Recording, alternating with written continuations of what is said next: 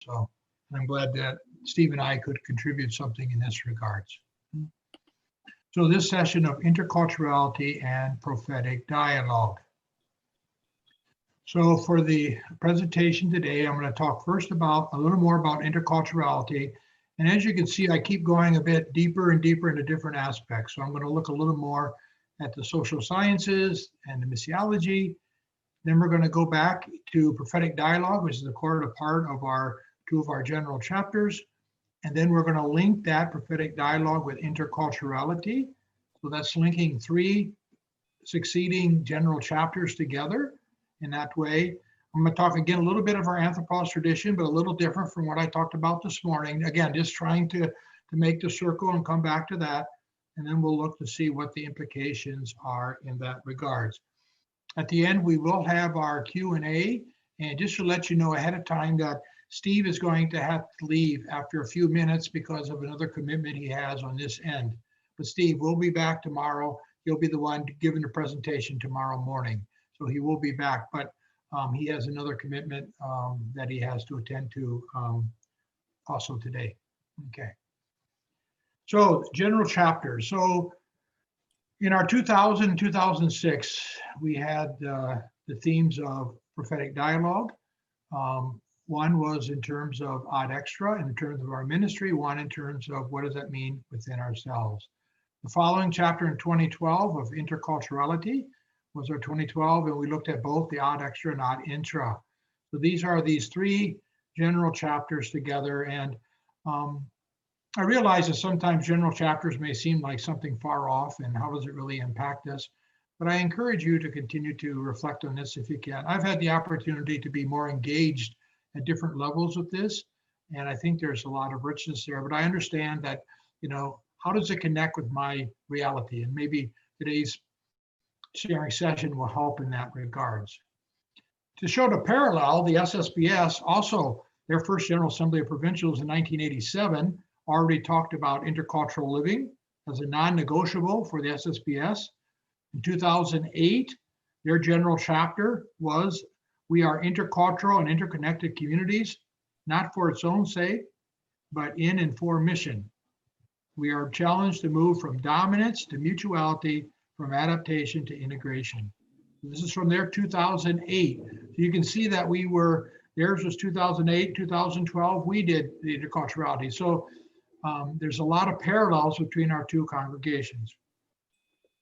And then the 14th general chapter, widening the circle of communion, creation, poor, marginalized others, and within the congregation. That was the SSBSs. So just in terms of general chapters, the parallel between there. So this is a quote that I've already used once from Bob Casala, just as a reminder, focus, the meaning of interculturality beyond mere coexistence, to emphasize and make explicit the essential mutuality of the process of cultural interaction on both the personal and social levels.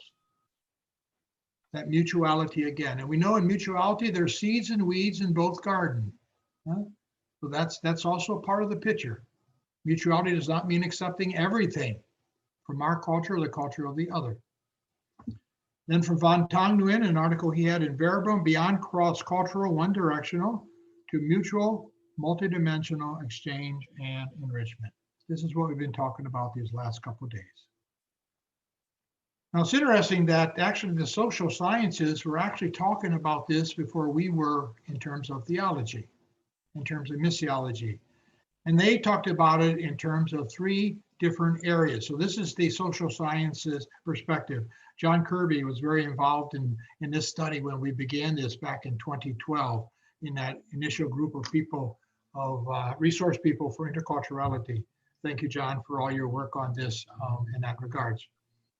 So the first was moving from ethnocentrism to what I call interculturality. Now, Bennett, who developed this, he talks about it in terms of ethnocentrism to ethno-relativism.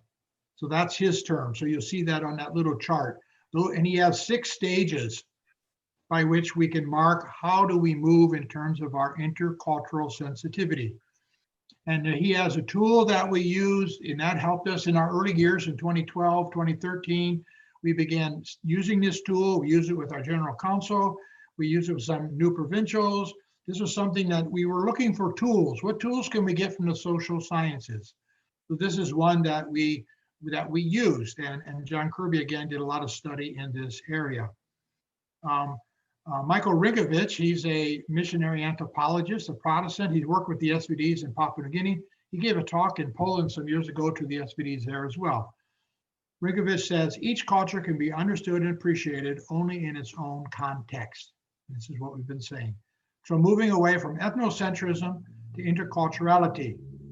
And there are these 6 stages. This was developed by Milton Bennett. And he has a lot more material on this. If anybody wants more, you can ask John. John actually has all this more and more information on this whole process.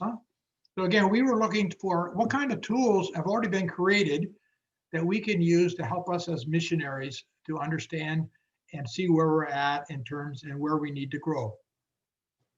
So that's one area. The second area is moving from colonialism to decoloniality or post-colonialism. Mignolo, who is an author who writes on this, the differences are not cast in terms of values of plus and minus degrees of humanity. Because colonialism did that. They said these people are less human, or in some cases, in terms of enslaved peoples, they're not even humans, they're only chattel. Right? And S.M. Michael, another SPD, whom many of you may know, anthropologist and missiologist in India, very involved in the interculturality work. We need to move beyond the colonial understanding of Christian mission. So colonialism was not just in governments, it also impacted how mission was done as well. So the social sciences are out there, and they're also saying we got to break out of ethnocentrism and colonialism and the post-colonialism, which economically still continues today. The third area the social sciences looked at was globalization.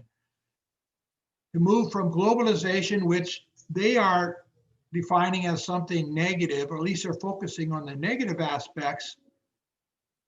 And the negative aspects are a smothering metaculture. And I mentioned some of this yesterday, and somebody asked a question about social media, and then we talked in terms of the globalization piece in that way. So globalization, the negative sides is a smothering metaculture. In other words, this overall world culture, but what happens to the local economies and the local people? The other extreme under globalization is a very strong fundamentalism that can occur. So these are the two extremes. So global, they also were saying, how do we move away from that to mutual respect and power among cultures? So these are the social sciences. Now, the people in business and universities, they're interested in this topic too. They were actually interested because of, international trade and that. So the social sciences highlight the potential of true interculturality for contributing to the creation of a world in which individuals, communities, and nations interact in a more appropriate and mutually enhancing fashion. What you see here is the social sciences are taking it beyond individuals and communities to nations. Now we have talked about nationality, but of course they're extending it. So this is the work that the social sciences have been doing. And John Kirby and myself and those of us who were members back in 2012, 2013, we studied what the social sciences were doing so we could say, what kind of tools can we use to help us? And where their goals might have been for economic gain, ours is we said, now we're aiming towards what does that mean for the reign of God? But how can this help us to understand the cultural aspects? We're not talking about the gospel values here. That will come in just a moment. So the missiological and theological understanding of interculturality is, with Vatican II, the shift from the old heroic paternalistic model mission, reaching down to save and help another person, paternalism, to a model of humility and mutuality, developing a reciprocal relationship out of respect for how God is already present in the other. So moving around that idea of helping, what used to be said, the great white man's burden, it's crazy stuff like that. Also, what we find is a positive assessment of all cultures. Every culture contains both the seeds of the word and also the weeds, the elements contrary to the reign of God. And we've talked about that already. True intercultural interaction, quote, is crucial for mutual enrichment and for the recognition of the continual call to conversion for all. So this are both and, huh? We both have to continue in both ways. This is related to other things shifting in terms of mission. Instead of saying from the west to the rest that all the missionaries are coming out of Europe, North America, and Australia, but now mission on 6 continents. You know, God's mission is not defined geographically. Church is missionary by nature. Every local church is sending and mission receiving.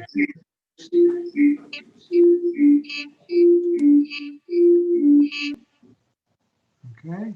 And then there's also been a movement, rather than talking in terms of ad gentes to the nations, to inter gentes among the nations. So in other words, simply not a one directional, but how are we all enriched and challenged? I'm not saying we have to get rid of the word ad gentes, but the meaning is not seen as one directional and as you go from one superior to an inferior position. And that's what all this interculturality. And what I have found in this study, the work that I've done in these last 8 years or 10 years, is to see that there's complementarity of the social sciences and the missiology together. We can learn something from the social sciences and we connect it with our missiology. I think that's really a key. Now in the second part, we're moving towards prophetic dialogue. I realize some of you are much more familiar with this already, but again, I'm going to take this and put it in a dialogue, and to bring that in conversation together with the interculturality. So in our 15th general chapter, the way I understand what happened at that chapter in 2000 is that the Asian SVDs who came there, many of them came from a perspective that mission as dialogue. And this was coming from the Federation of Asian Bishops' Conferences, which are saying we need to dialogue with the poor, with other cultures and other religions. So this is something that was coming out of both the Asian Bishops' Conferences, out of the Asian Church, but also from our SVDs who are either working there and or from there. Latin Americans, for that 2000 chapter, were coming more from the perspective of the prophecy aspect. In other words, the reaching out to the poor, preferential option for the poor, a prophetic stance against systems and for the sake of the poor. And again, this came out of the Federation, from the Bishops' Conferences, Ceylon, the Bishops' Conferences of Latin America, who were also talking about this. So the missionaries were not making this up on their own. It was the reflection and the theology coming out of the church of those two areas.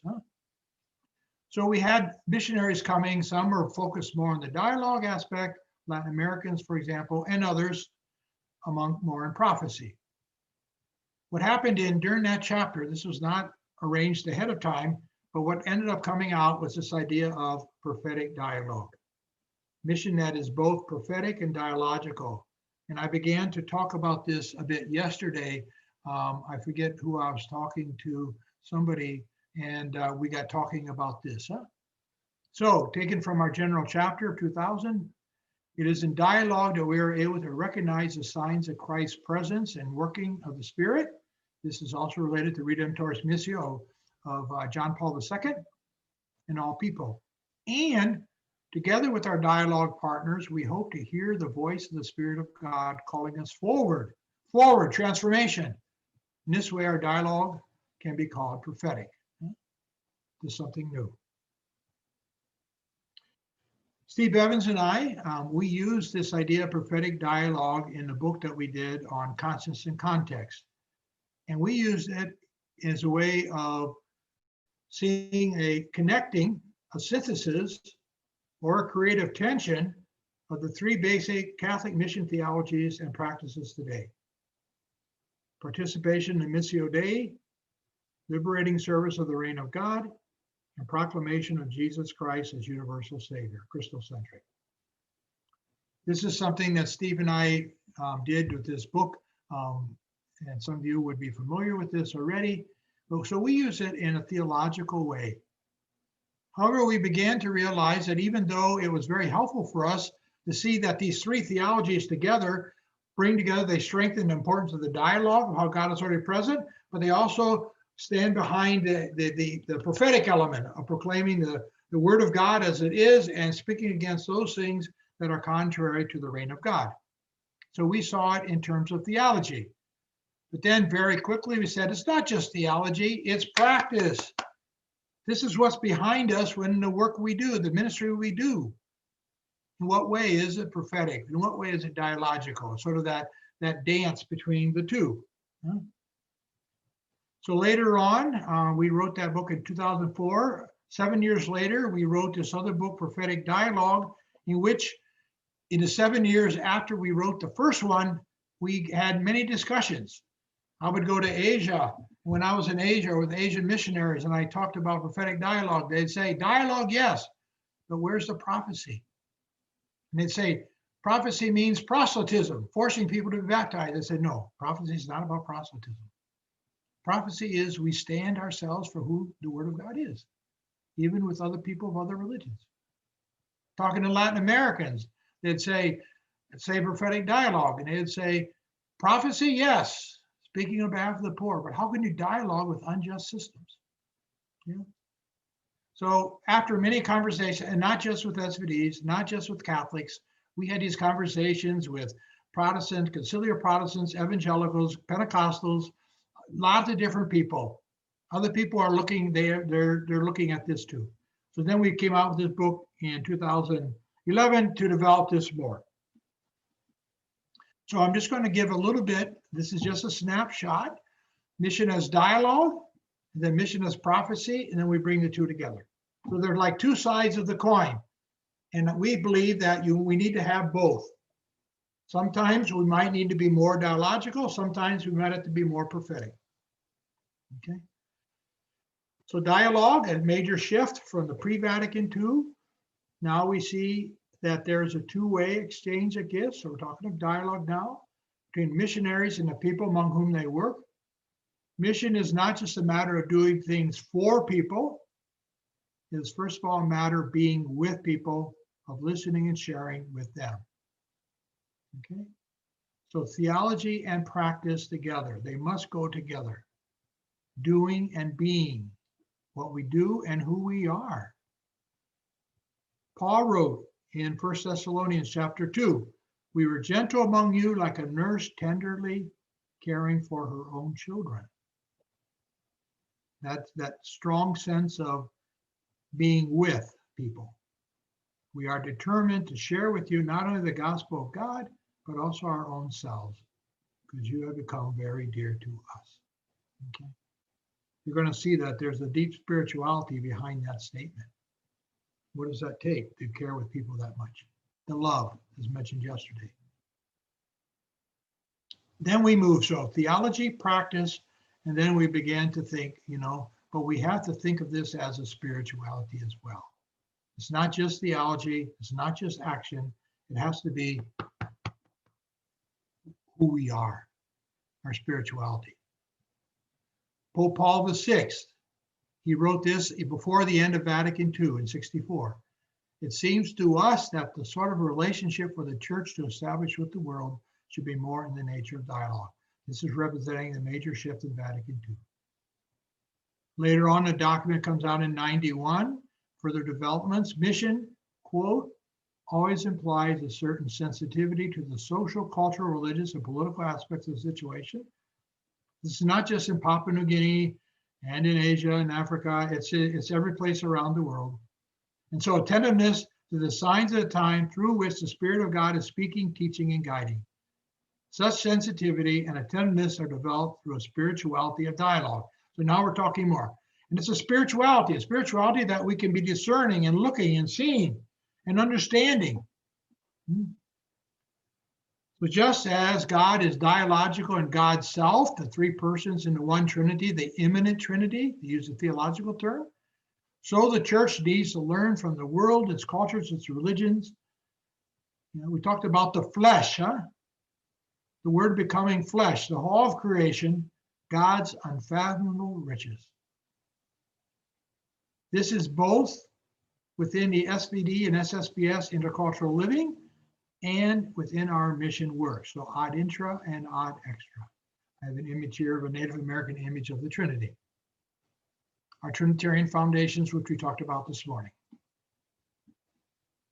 What do we do? What's an image of this dialogue? And this is an image I used already the other day. I'm bringing it back.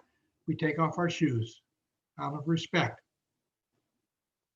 Whose world we are entering into, that God's presence is already there. This is the dialogical. This is the spirituality. What does it mean to take off our shoes? The humility that's required. There's various images of that dialogue, being a treasure hunter, looking for how God is already present so that we all can be enriched, that we are a guest in somebody else's house. We don't come in and tell them what color to paint their walls. We enter in. Again, we can accompany them. We can be aware of their hospitality. We accept their hospitality as a guest, not as a master in their house. And we are a stranger.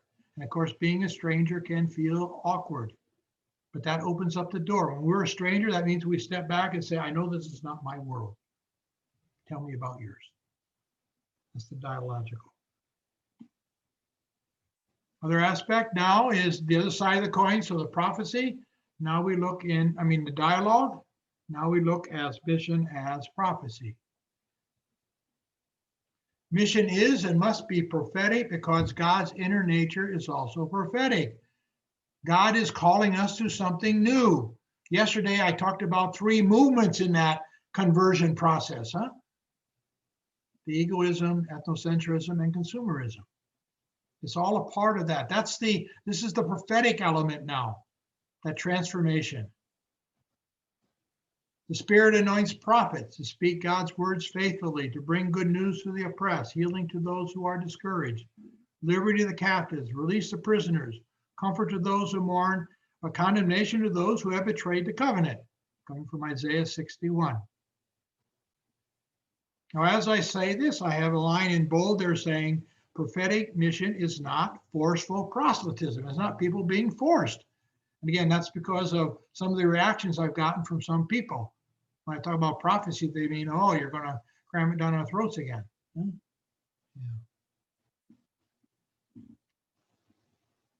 Jesus is a eschatological prophet. In other words, speaking about the breaking in of the reign of God. He was a prophet about that reign of God. And Paul, also in 1 Thessalonians, drew courage from our God to speak the truth to you, the gospel of God. So this is the prophetic element. We do speak that truth in that regard. I think this is something we were talking about with Peter yesterday, the importance that we do need to speak that gospel of God. And later also in Romans, Peter's saying, I'm not ashamed of the gospel. Okay, this is the prophetic element. What is the nature of prophecy? Prophecy is rooted in dialogue. We have to be people who listen to God's word. Again, the depth of that spirituality, to listen to God's word, discern how God is present in the signs of the times before we speak, attentive to people and their context. Prophecy is annunciation. This is something that was rather an eye-opening thing for me about 10 years ago, or more than that now, maybe 12 years ago, to see prophecy as annunciation. How do we announce how God is present and people don't see it? And how do we announce the good news of hope? How much is that needed today in the midst of the coronavirus and all the financial situations? The word of hope is a prophetic word, because everyone else is saying doom and gloom. Where is God's presence and God's plan that is not seen? We think of that image of the dry bones. And a message or action of good news and hope. And this annunciation can be done with and without words, with and without words. You see in this image on the upper right, I don't know how well you can see it, we have Mother Teresa at the grave of Gandhi. Two very important figures in terms of how did they, with and without words, with nonviolence, how did they speak on behalf of the reign of God? The other aspect of prophecy is denunciation, denouncing those things with and without words that are injustice, a narrow understanding of religion. Mother Teresa seeing people dying in the gutters. How do we do that? Denunciation. Okay. Here I have a picture of an invitation to a vow ceremony. Our three vows are countercultural. They should be prophetic. What do we say in terms of goods and poverty, obedience to God's will through our superiors and to our community, and chastity, that abounding love, self-giving love going out to all people? To understand our vows in terms of interculturality. How does that reach out to others? Yeah. So this idea is theology, practice, and a deep spirituality that must be the grounding. The image I use here is that every garden needs weeding. So every garden needs to have things that pulled out that are contrary to God's reign. This is the prophetic element, and also being able to see how God is present. They can't see it. Various images of the mission of prophecy. A teacher is someone who has something to teach. However, they also can learn from their students. A storyteller, telling the story of Jesus and the church in deeper meaning. This is a prophetic word. We hear the parables. Those are prophetic words to us. The challenge. And being a trail guide, learning how the people in prophecy help people to read, to know the maps. That Christians follow the way. As we know, the way was how Christianity was referred to at the beginning. These are images of finding our way, the right way, and not the wrong way. Okay, we talked about dialogue and prophecy. Now, how do we bring those two together? The Asian bishops, who soon after Vatican II said mission is about dialogue with the poor and cultures and religions. But after about 15 years or so, after Vatican II, 15, 20 years, they began to say, yes, dialogue, but dialogue is not enough. We dialogue with the poor, but we also speak out against what keeps the poor that way. Prophetic dialogue. We dialogue with all cultures, but we also critique those aspects of culture that are contrary to the reign of God. Prophetic dialogue. We dialogue with other religions, and we also maintain the conviction that Jesus is the way, the truth, and the life. There's two together. Prophetic dialogue. David Bosch, South African missiologist, he died in 91, car crash. He spoke of mission as bold humility or humble boldness. Steve and I see this as a parallel to the idea of prophetic dialogue. Boldness, that's the prophecy.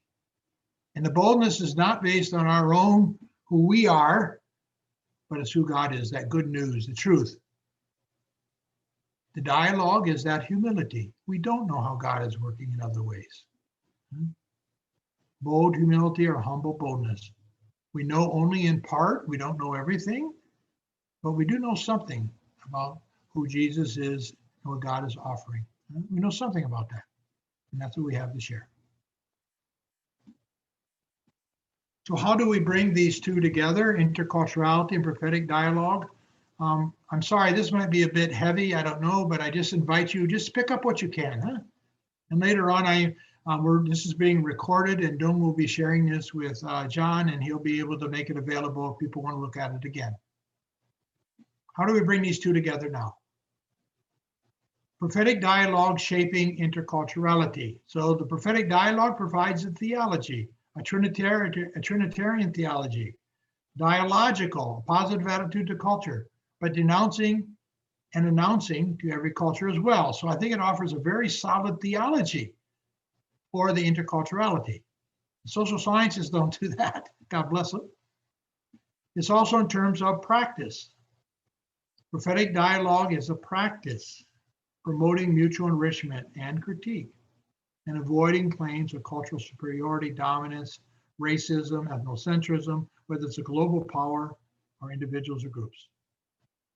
And prophetic dialogue brings a spirituality, discernment of God's spirit, both humility and boldness, that balance between the two.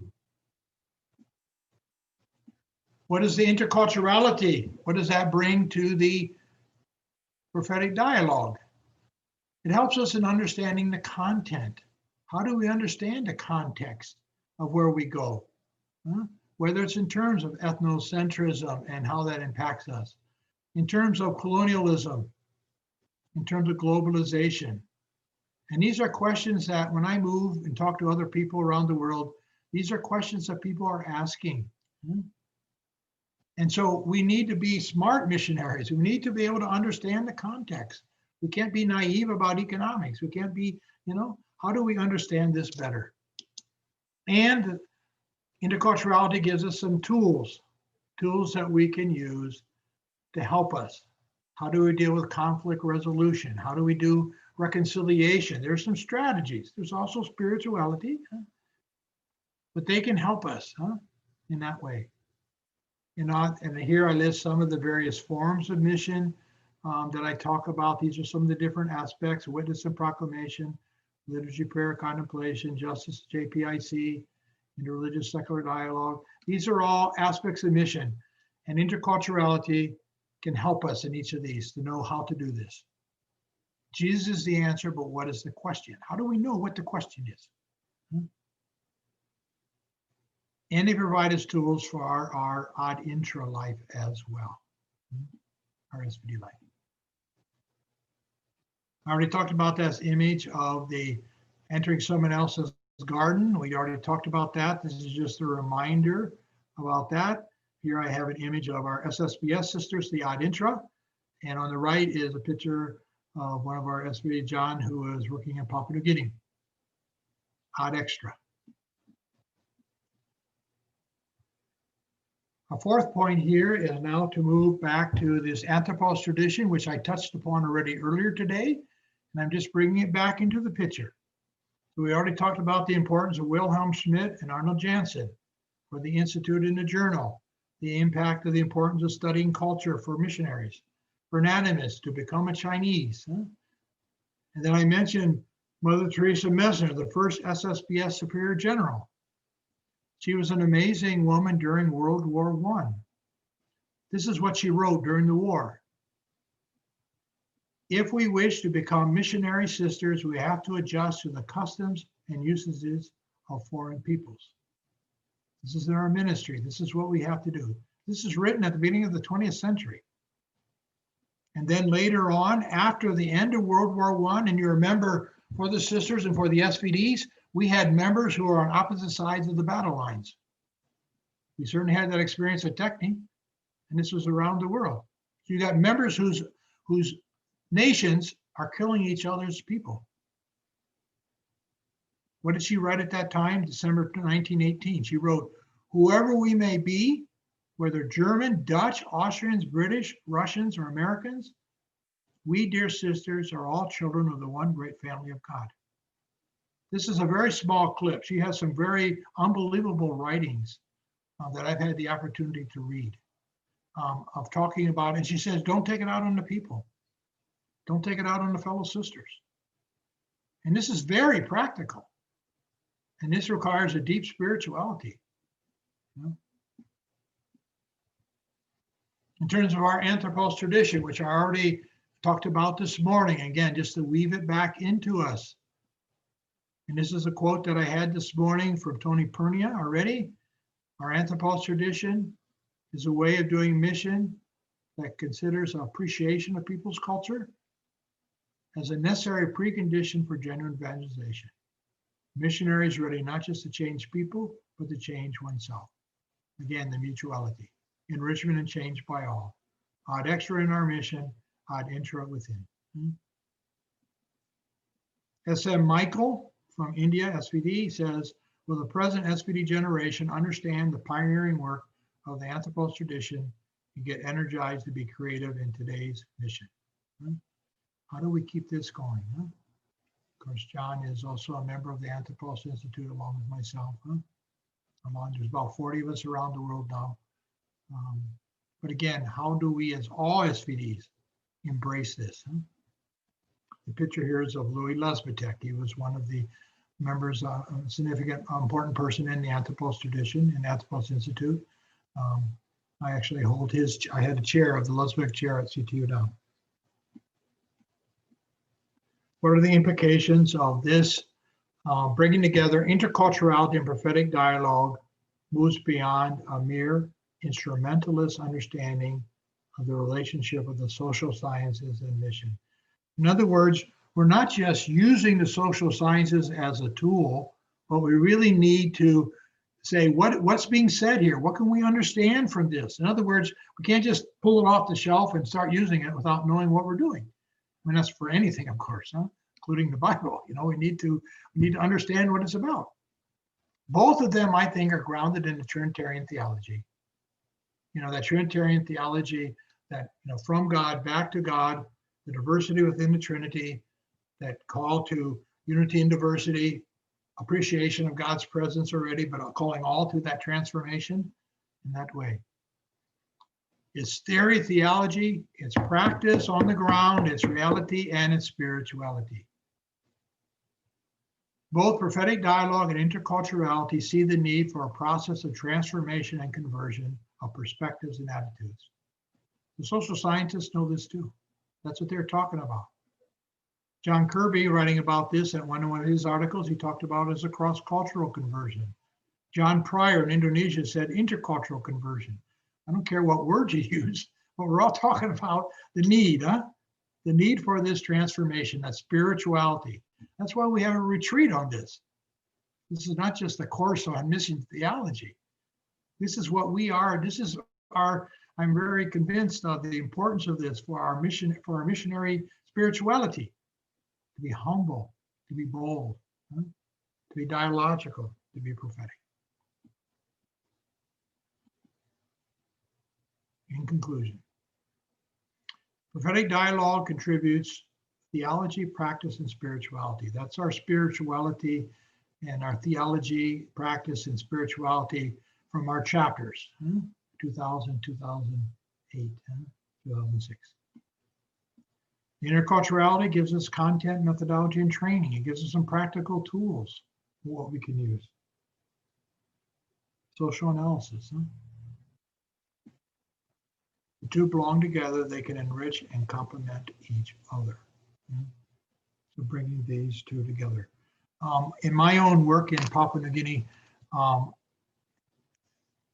this was very important for me. I have my own experience there when I went to New Guinea, and my own study that I had done before going. I didn't do much, but I did some study in anthropology. Later, I did further studies in linguistics. And when I was doing missionary work in Papua New Guinea, I was able to use what I knew from the social sciences, what I read from the anthropologists. It helped me to understand what was going on in Papua New Guinea at that time, things that I wouldn't have had a clue. And then with that, now to say, what does this have to do with being a Christian in today's world? What does this have to do with traditional religions? It was something I found they were so complementary for each other. And again, that's Papua New Guinea. This applies to every place we are. How do we understand our context, what's going on, and our own rich spirituality? And to be in touch with the source of creativity, the Spirit. Just like the Spirit led those early women and men disciples of Jesus through Acts of the Apostles, that same Spirit accompanies us to face the challenges today. What does this mean for us in the Western province today? What does this mean for us in terms of that? The SVDs in general.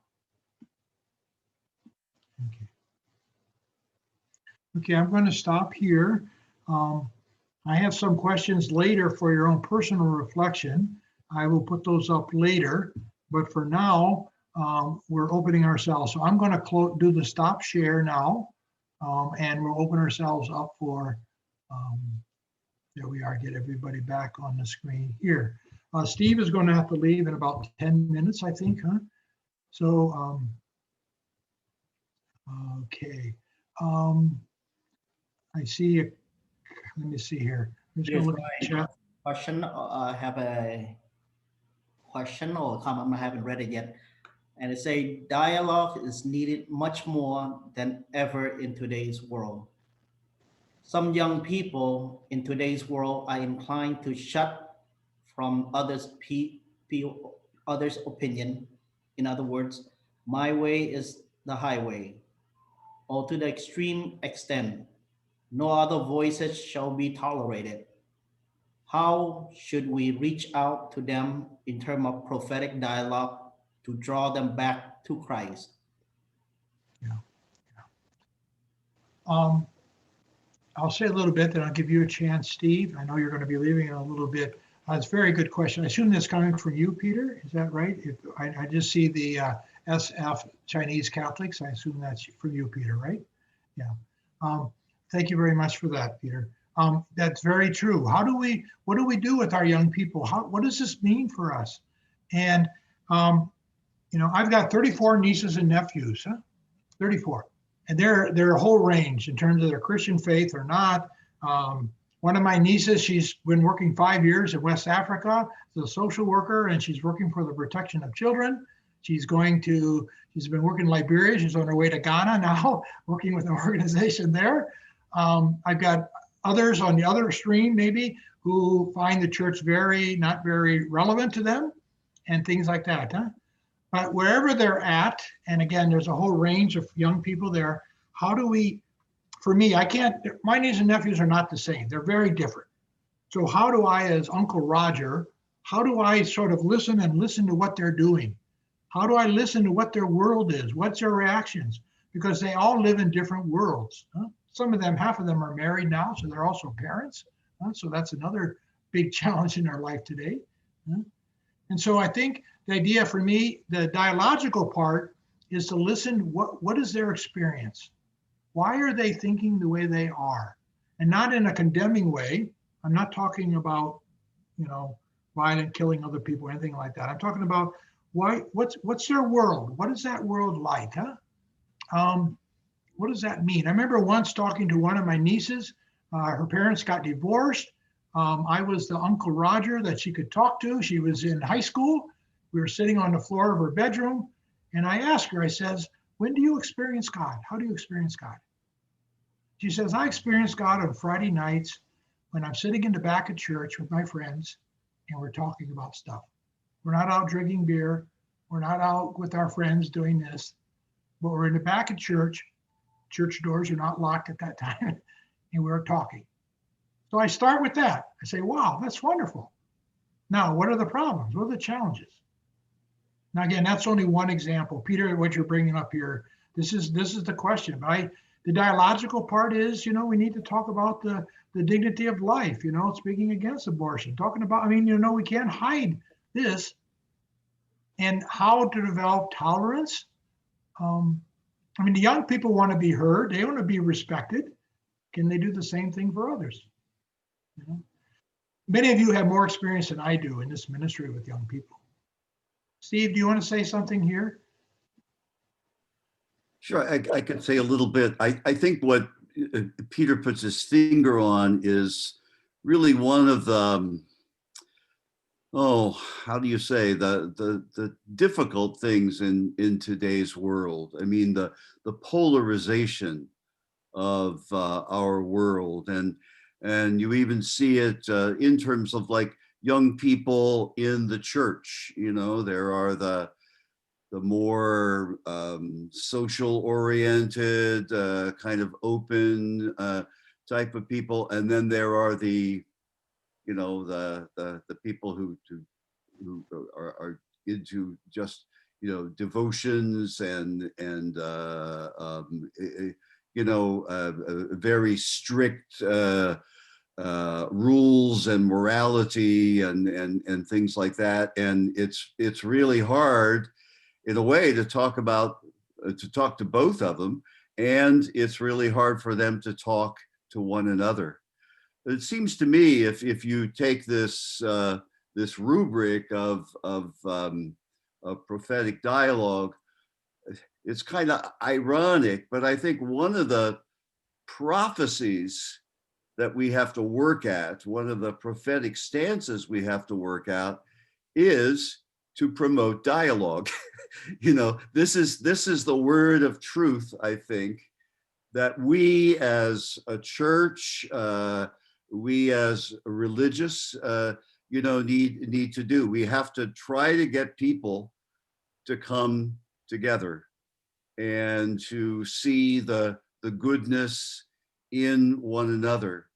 And I think we also have to confront people on both sides about their own blindness and their own really lack of a lack of charity or lack of love to one another. So it's you know this it's not like, you know, dialogue is all you know, unprophetic and open, and prophecy is not at all dialogical. I think there's a dialectic that goes on here. And as I say, I think sometimes the most prophetic thing we can do is, you know, try to get people to talk together, to dialogue. It's not easy in this time. It's not easy to get white supremacists and people who believe in Black Lives Matter to talk together.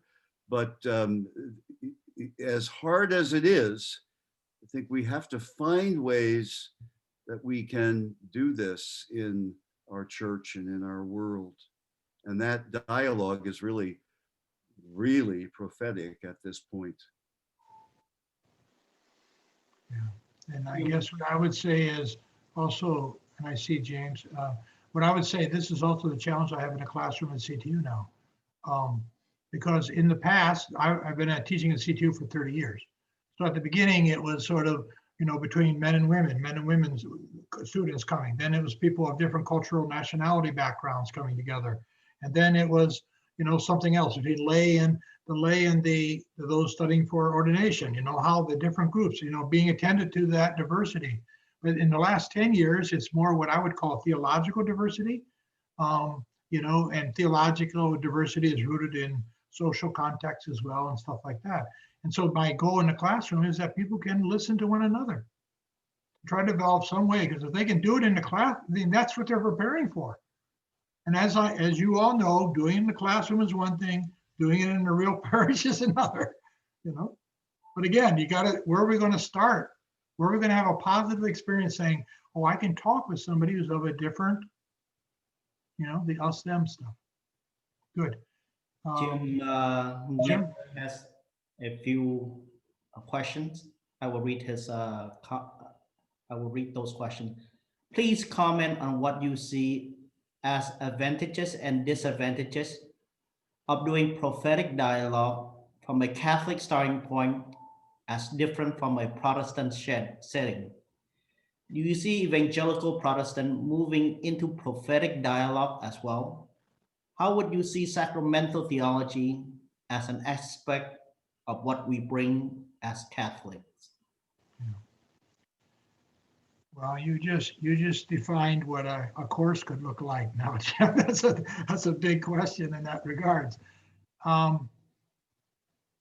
So let me try this. Okay.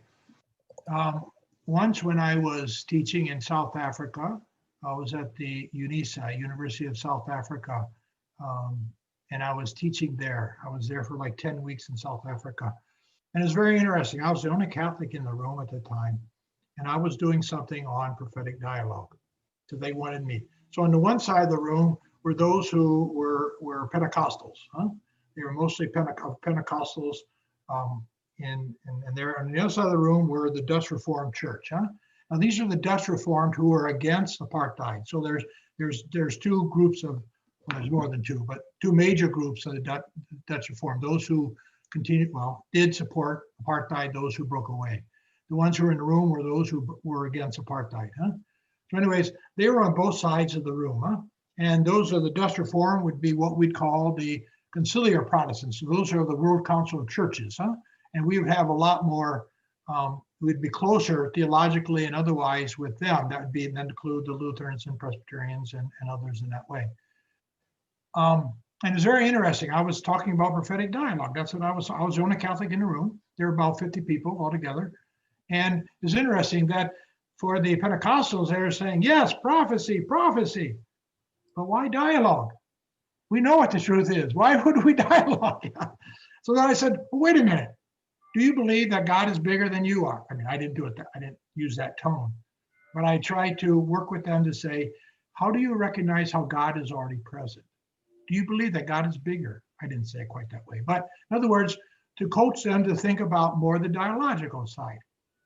And those who were more of the conciliar Protestants, they were very strong in the dialogue.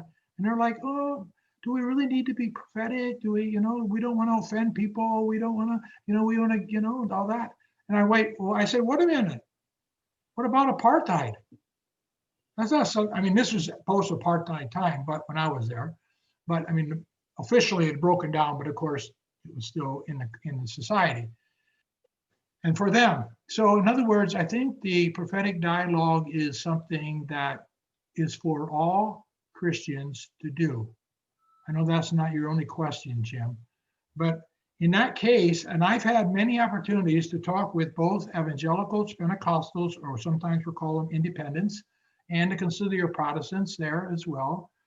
And like our book, Constance and Context, and that's been translated, it's being used. Steve last week was teaching evangelical Presbyterians in Korea. He was doing a course there. He had a Zoom course they were studying. Steve was engaging them around these questions. And again, I think there are certainly some, and you spoke this particularly of the evangelicals, there are some evangelicals that are seeing more the need for dialogue. Now, not all. Now, when I talk about evangelicals, I used to talk about two groups of evangelicals. These are those who align themselves with the Lausanne Covenant. I don't know how many of you are familiar with all that. The World Council of Churches would be more of the mainstream folks, okay? They'd be closer to Catholics in terms of theology and that. You have the evangelicals who would be more of the Lausanne, more as, name the day when you claim Jesus Christ as your Lord and Savior, okay? That's an extreme, but that's the sort of the evangelical side. But now amongst the evangelicals in the US, and I have a lot of evangelical friends I work with, there's maybe 7 different groups of evangelicals. On the one end, you'd have those who would be very strict and they'd say, Jesus Christ is the Lord and Savior. I don't want to be in the same room with a Catholic. Okay, there are some evangelicals that would be there. There are other evangelicals on the under end of the spectrum who are very social, committed. I've seen it happen in the last 20 years. They're the ones that they're talking about, you know what, let's talk about real enculturation. How is God really present in non-Western cultures? There are people doing this, huh? There are people who are doing this, and I see it happening in the associations I belong to that are primarily many evangelicals, huh? Social justice and things like that, huh? And of course, you have a whole range in between. I'm sorry, Jim, I'm giving you a very nuanced answer here. No. That amongst evangelicals, there are those I think that are engaging the question of how to be more dialogical. There are some that are out there doing that. There are others who are not. There are others who are, very, I'd call them more fundamentalist, if I can use that term. More fundamentalist, name the day you claim Jesus Christ as my Lord and Savior. Yeah. So I think that there are certainly many evangelicals. There's a change. Some people say the reason they're changing is because of the influence of non-North American evangelicals. They're getting more evangelicals coming from Latin America, and they're bringing something with them about this social consciousness, for example. I've seen this among some of the evangelicals I work with, are connected more with Latin America and that. There's another part to that question. It's very Yeah. separated. How would you see sacramental theology as an aspect of what we bring as Catholics? Yeah. I wish that Steve was still here, but I can say something about this too. Steve, I think, could address it better than I could as a more systematic theologian. But I really do believe that sacramental theology, having the rituals, and that is something that is very important that we do bring. And I do see some changes happening, especially amongst conciliar, World Council of Churches. Many of them are beginning to use much more. I mean, they already have, Eucharist and baptism. Many of them do. That's of the conciliar Protestants, huh?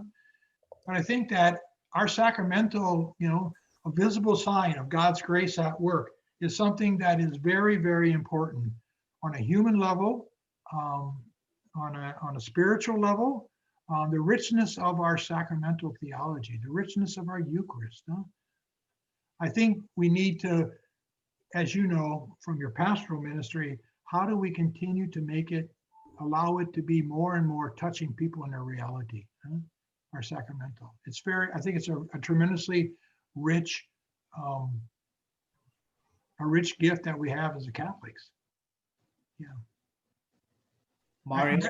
Much more could be said, but I guess I'll have to stop there. I see there are a number of different questions. Mario, could you Thank you, unmute Roger. yourself and ask your question? May I? Yeah. Yes. Okay. I think some evangelical and some Protestant, maybe they have some advantage because they are talking more about the kingdom of God than the church. Yeah. And we are still too attached to the church. We mentioned today in the session, we are signs of the church. And we didn't say we are signs of the kingdom of God, which is completely different. You know the difference. Yeah. Jesus talked more about the kingdom of God than the church. And when you see the website of the Generated, you can have the impression that we are very happy when any conference in a missionary conference is assigned a bishop somewhere. Oh my goodness. It is a good news, of course. Yeah. But how about the other guys who are working for dialogue and peace?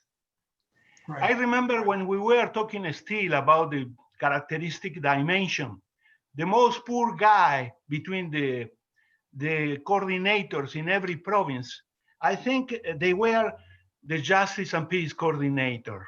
Poor guys. What to do? Just to share information, to keep the conference informed about, but they couldn't do many things. And in particular in the mission countries, I remember many justice and peace coordinators saying, if I do something against the government, they will give me 24 hours to leave the country. Right.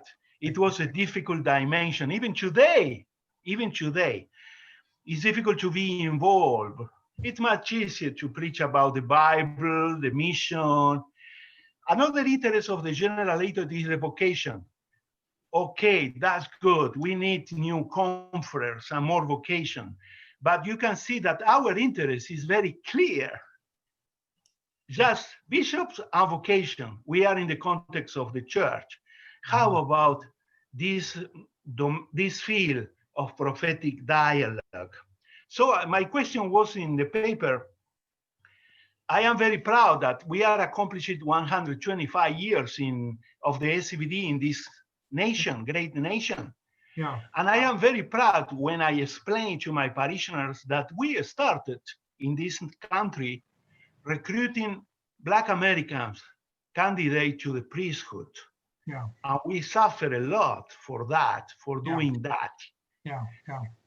Even the church was against us, and you know the history. Yeah. How about today? What can we do on the Black Lives Matters good movement, looking for a change, for justice in the society? How can we be agents of dialogue as Roger was saying. How about the migrant people, the Latino, the DACA students? Yeah. I'm sorry to say that, the LTGB movement, sorry. All the young people, as you mentioned, the security, do we need new characteristic dimension? Can interculturality be a new one dimension? Can we create a space for that, for a new kind of ministry? That would be great. And I remember, last point, I remember a workshop we are doing, some friend of mine, workshop about resolution of conflicts in different parts of the world.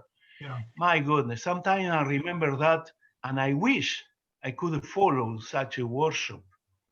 Very useful in any society, in any country.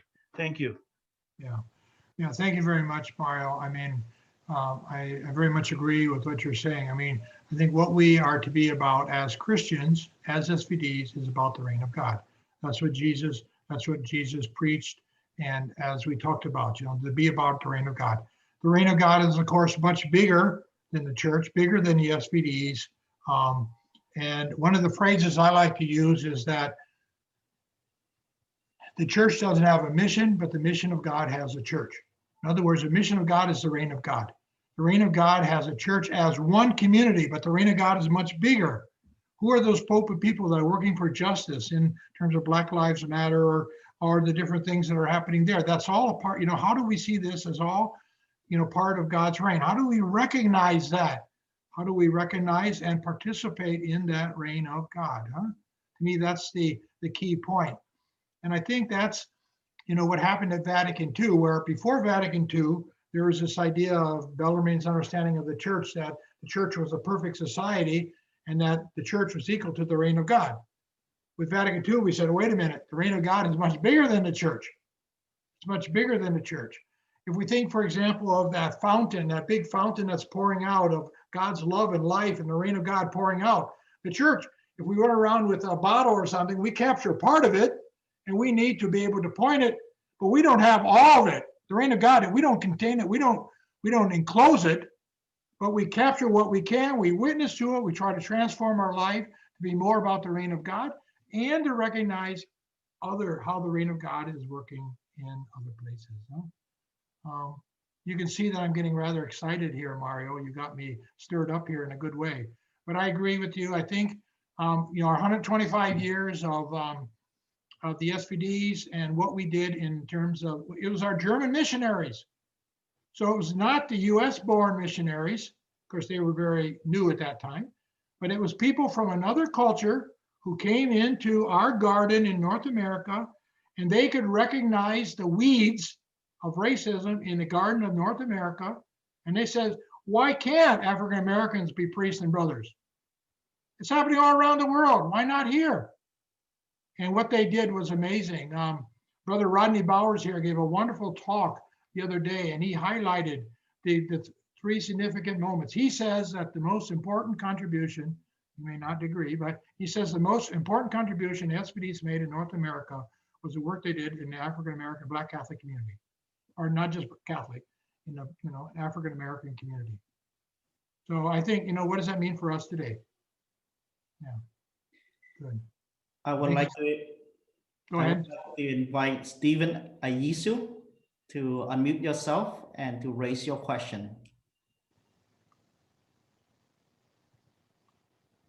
Stephen, are you there? Yes, I'm alive here. Okay. Okay. So my question somehow has been addressed in a way, but I'll still try to put it across. I am now in St. Bernard, and we have, probably some of you might have heard that we have a congregation coming to the parish, Franciscans of Renewal. They are going to be in the convent. And out of curiosity, I asked one of them why they are coming to the parish, the diocese, and they are not taking up any parish. And one of them told me clearly that when they take up a parish, they are limited. So they want to be with the people, the street people, homeless people. That's what they want to do. but they don't want to be attached to any parish. Okay, so it made me, kind of thinking about our prophetic dialogue. I think in parish ministry, we can be very, very limited when we always kind of, focus on sacramentals and things like that. We can be very limited. How can we, taking this prophetic dialogue to, I would say, our characteristic kind of, how can we set up, or dedicated to a particular ministry that will make us fully devoted to this prophetic dialogue? Because parish ministry can be limited either by finances, and you hear conference saying that there are some parishes that are only one-man parish because of economics. That cannot go. They are coming here, this poor neighborhood, and they are coming here in their numbers because that's what they have decided to do. We have to do something in terms of this. Otherwise, it just be impossible to continue like this in the parish ministry, living our prophetic dialogue. What do you say? Okay, I'm going to say something which I think to respond to yours. You all realize I'm not working in a parish myself, but I work a lot with dioceses and other people who are working in the U.S. In that way. I think in the U.S. in the Catholic Church, there is, if I can put this very simply, there's sort of two models of understanding parish or mission. One is sort of mission, church as maintenance, and church as mission. So if you think as church as maintenance, the primary thing is to keep the lights on and just keep structures going and keep all that. Now, this is an extreme. And again, I'm just saying, I'm giving a polarity here. One is that in terms of seeing it as maintenance. The other, and I'm not saying you don't have to worry about finances, but I'm just saying where the primary thing is, maintenance, sort of a service station idea. You come through, you fill up your tank for the week, and you got enough gas to run for the week, and you've done your duty in an hour and stuff like that. That's the sort of that way. The other way is to say that the parish is about mission. So what does that mean in terms of mission? That means we are about the reign of God, and that is our lens. That's the lens of what we do, no matter what we do. So whether we are reaching out to the homeless in the areas that we're doing, but when we're celebrating the Eucharist, how are we doing that in a sense of mission? Where we're pulling people to say we must be a part of that reign of God that is beyond us in that way. And this can be in our preaching. How do we do this? So it doesn't mean that we have to stop doing everything we do, but what's the intention and the meaning that we have behind what we do? Now, it may mean that we stop doing certain things and doing other things. That's always a part of the picture too, because sometimes you can't do everything. So we have to decide where we're going to put down. But I think, how do we keep the focus on mission? And certainly as SVDs in our own parish work, how do we do that? And I know that our SVD generalate, I forget the percentage. I'm going to say 75% of our active missionaries are doing parish work. It's a huge number. I don't know if it's 75%. I know there are people doing other things, but it's a huge percentage. Huh? How do we do SVD parish work as Divine Word missionaries? In other words, how do we bring this sense of we are part of God's mission of the reign of God when we do our parish work? Again, I'm not telling you all what to do. You all are doing what you're about, and that's your own process, huh? But this is something that I talk about with other parishes. They asked me to come in, the Diocese of Lexington, Kentucky. As a diocese, they said, we want to have mission parishes. The bishop down there is a Franciscan. He's very committed. He's had me come down there a couple of times. And again, I just bring my input and I say, it's over to you. What do you all think about this? Because he says, I want my parishes to be about mission, not about maintenance. Now, that may not make it real popular among some people, but I think you're putting your finger on the right thing. What does it mean for us to do this? How do we do this? This might be something more that you all talk about in the province, huh? Or you are already talking about, I don't know. I know the Southern Province, and that's the Southern Province, that they are going through a process now. They're celebrating, what is it now? They're celebrating an anniversary this year, maybe 100 years of Bay St. Louis, maybe. But anyways, they're using this as an opportunity to reflect on, as a province, what does that mean for them now, today? You know, they have a wonderful tradition of Greenville, of the first seminary for SVD priests and brothers, African American priests and brothers. But now they're saying, what does that mean? What's our goal today? They're going to go through a formal process of some reflection themselves. Okay, sorry. Okay. Dominic, you have a comment as well as a question. Please unmute yourself.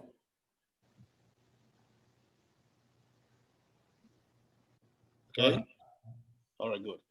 So something we just came up when Mario was putting up his question, and he made use of the term mission countries. Now, my question is there any geographical location where we can call a mission country in our today's world?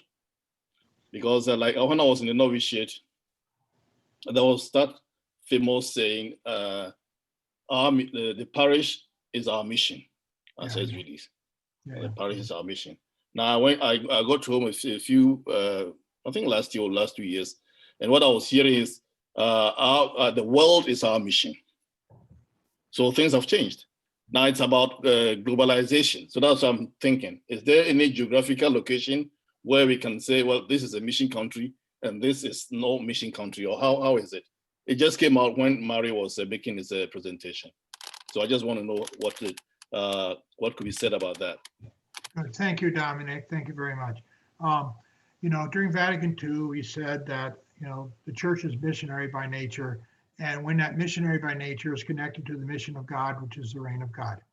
What I would say is that every local church, when I say local church, that can mean a diocese or a conference of bishops, that they are missionary by nature. What that means is every local church, every diocese, every national church, every bishops' conference is both mission receiving and mission sending.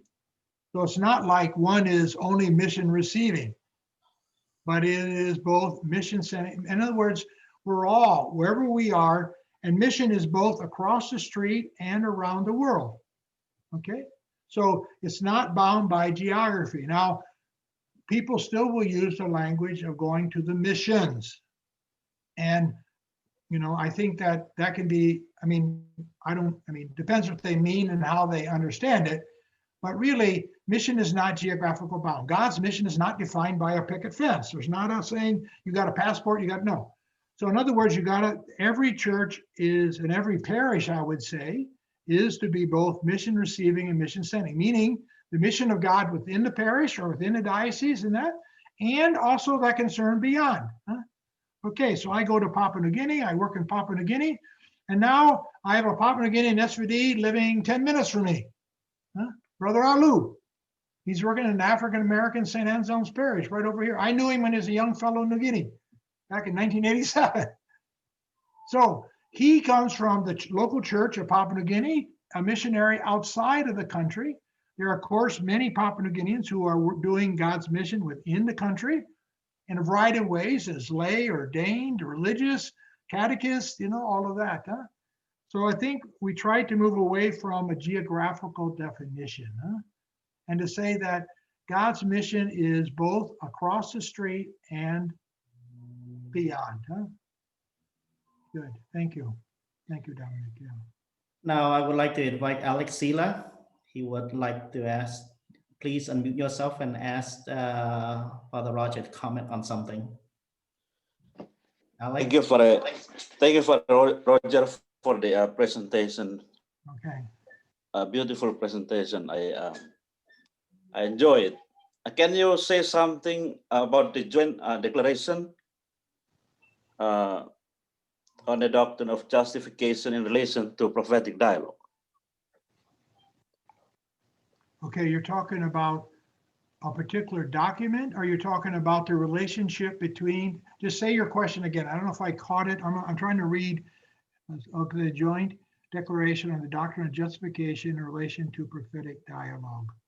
I'm trying to, are you referring to a particular document or no, or the idea? Yeah, I mean, whether you engage in this the document of this forming the document, and also how far you understand the doing mission as prophetic dialogue among Christians who are also doing the same thing. I mean, in this understanding of this mission between the non-Catholics, the what is it? Ecumenism. Yeah. Yeah, something like that. Yeah. I mean, to understand justification in relation with the prophetic dialogue. Okay. Okay. So again, this is a big question that can take a longer time. Let me try to just respond in some way as you talk here. So in Vatican II, we recognize that the reign of God is bigger than the Catholic Church. The reign of God is also at work in other Christian churches, denominations, also at work in other religions and society and in different ways. So the reign of God is bigger. We don't always recognize how that's happening, but how do we do that? Huh? Okay. Now, the idea in terms of mission is that how do we work together with a common purpose with people who are not Catholics, but are other Christians? How do we work together for the sake of God's reign? Okay. And there are different ways of doing that. One is through daily life. So one is daily life. This comes through a Vatican document, but anyways, it comes through daily life. How do we live together with others who are also Christians? I'm only focusing on other Christians. I'm not going to focus now on other religions. I mean, that's a parallel, but I don't want to, that's a different story maybe. And I can go to that if you want me to, but let's talk about other Christians for now, okay? That's my understanding of your first question, okay? So how do we live together with people of other Christians? How do we do that? When I grew up in my county, 95% German American Catholic, we were told not even to drive past the Protestant church. Huh? This is pre-Vatican II, okay? But eventually, as things change, we realize we're all fellow Christians. So how do we work together? How do we live together as Christians and don't show a broken Christ to others? Huh? Okay. One is through action. So living life through action. How do we work together? How do we do this in terms of our common goals, whether it's about, against abortion? How do we work for the poor? How do we work together as Christians together in that way? Another area would be in terms of prayer. And so we have our week of Christian unity that we have every year. And that's a time where we come together as Christians of different churches. How do we pray together for that sake? The fourth area would be more in the area of theology. And since Vatican II, we've done a lot in this area. Our understanding of Eucharist and the sacraments and things like that. We've worked together with Lutherans and evangelicals and Pentecostals. And, we've done a lot of work officially in terms of theology dialogue. Doesn't mean we all agree. Doesn't mean we all think the same. But how can we understand one another? Now, I know there can be challenges in working with other Christians, especially if it's with those that are on the extreme end of the fundamentalists. Before I talked about the different range. So there are those who are fundamentalists who are very strong, saying, I don't want anything to do with the Catholics.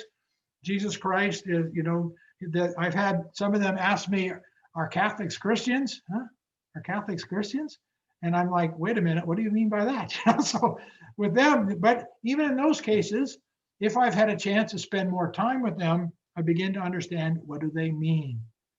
And what they mean by that is they understand to be a Christian, you have to name the day and hour you claim Jesus Christ as your Lord and Savior. Okay. Now, if they're going to hold that strictly, we're not going to have much dialogue. We're going to have a hard time getting on with each other. However, there are many other evangelicals, and I work with many. Huh? They have me come and teach in their seminaries. Huh? Some of them, huh? And the World Council of Churches, that we find ways to work together. Now, I've had some very positive experiences. In my classroom, I have students that belong to different Christian churches. Right now, I have a Presbyterian who's in Ghana, and he's taking part of my class via Zoom. Huh? He works in Ghana, you know? So, I mean, I think that, and I don't know if I'm answering your question, in terms of the justification question, in terms of salvation, I assume you're asking about. I think that God's salvation is offered to all people. Jesus died on the cross ad multos, for the many. For the many, which translates, of course, for the all, from the Latin. Huh? So God's salvation is for all peoples in some ways. Now, that's the objective salvation, that through Jesus' death, I'm sorry, this is basic, but through Jesus' death. However, then subjectively, how does every person respond to that grace and accept what God is calling them to do in their life in order to experience the salvation? Huh? So it's objective. Jesus died for all, and we, of course, make the free choice, the free, our own decisions in terms of do we accept or not to be a disciple in that way. Now, that salvation is available to Catholics. I'm not saying all Catholics are going to be saved, we know, but that is available. It's available to other Christians. That same justification is there, working with them. How that works, that is up to God, but certainly them that way. And if we stretch the boundary, it's also people of other faiths, that same salvation is, that God's salvation is available to all. Now, this gets us into a question that is much bigger. This is the interreligious dialogue and salvation. Now, if you want me to go into that, we probably don't have enough time this afternoon. You know, that's another question. But that, you know, as Steve mentioned yesterday in Vatican II, it says all religions have rays of the truth, capital T. Okay. Roger? Yeah, I was asking that I was asking that question because it just the joint declaration just came out like before the prophetic dialogue idea also formed.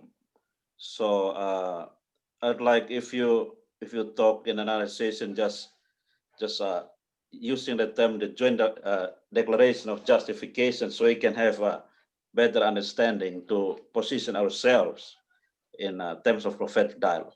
Thank you for the explanation. Okay, good. Thank you. You're welcome. Okay. Roger? Yeah. We have our time for the Q&A has ran out already. Okay. So we would like to already finish with the session now. Yeah. I would like to ask you if you can already raise for the community the question for their personal reflection.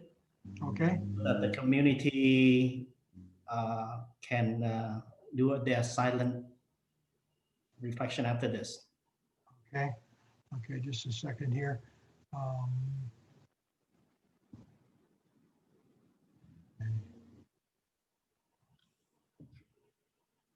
Okay. Can you see this? Okay. Can you see the screen here? Yes, I can. Thank Okay. you. Okay. I wasn't sure if it came through. So again, I want to thank you all for the Q&A. There's obviously many questions we can treat here. Anyways, we do what we can. Reflection questions. Can you reflect upon a concrete situation of how the interculturality was affirming and or challenging for yourself? So again, how have you, again, we continue to reflect on this, the interculturality life and ministry. Where have you found it affirming and where have you found it challenging for yourself? Okay.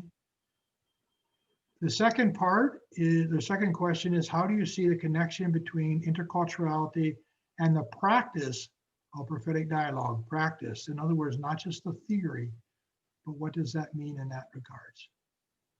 Okay. You're going to type that also into the for the guides, right, Doom? Yes, I will be putting on our chat. Yes. Yes. Okay. Okay, so thank you all very much.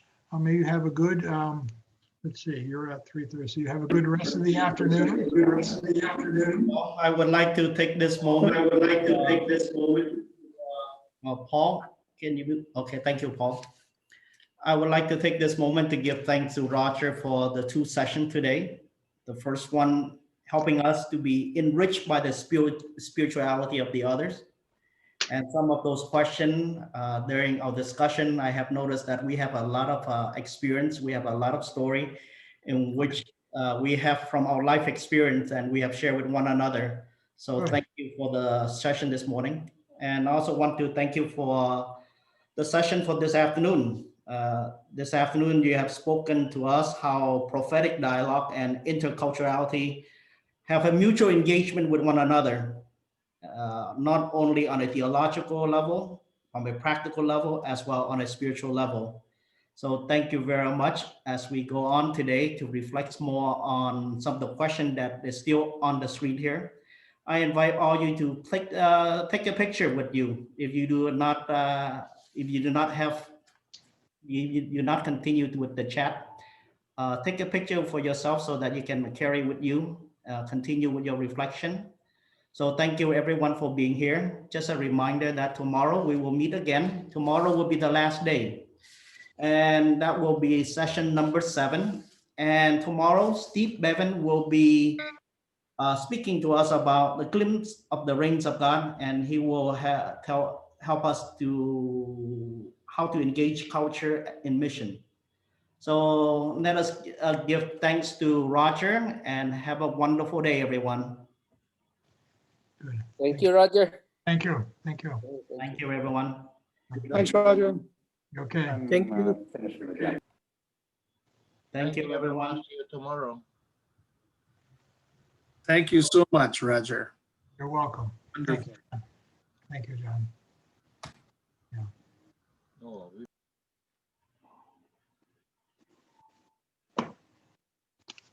Right now, I will be taking down the screen right now, okay?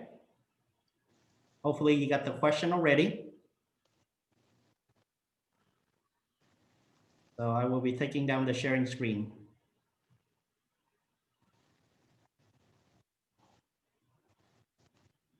Okay, I took it down. Yeah, I took it down already. That's wonderful. Okay, and I'm going to leave now. I'll leave you all. Thank you. Then I will, for those who need the question, I will post that on here for people, on the chat for people. Thank you. Okay, all right.